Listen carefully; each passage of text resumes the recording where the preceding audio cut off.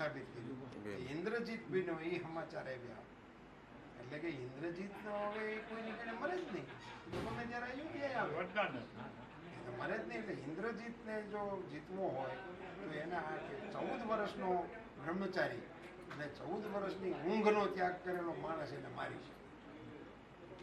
એ તૈયાર કરવા હાટુથી ને રામને 14 વર્ષ મોકલવા. લક્ષ્મણ એની ભેગો જાહે કીધા વગર એ હુહે નહીં અને એ ઉર્મિલા નારે નહીં.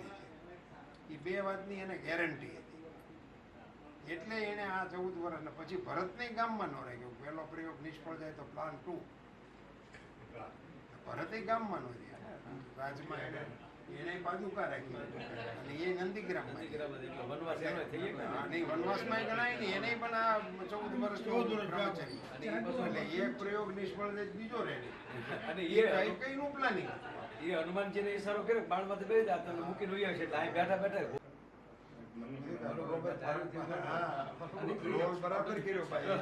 ઈશારો પાછો ભરતને કર્યો. ભરત એવું કીધું કે પ્રભુ હું મારી માં જે કાંઈ બોલી હું એનો દીકરો છું એટલે મને ભીક હતી કે મને જોઈને વૈયા તો નહીં જાવ ને. અને પછી ત્યારે રામ છે સહકાર કરે કે આ બધું ગોઠવાય તો તું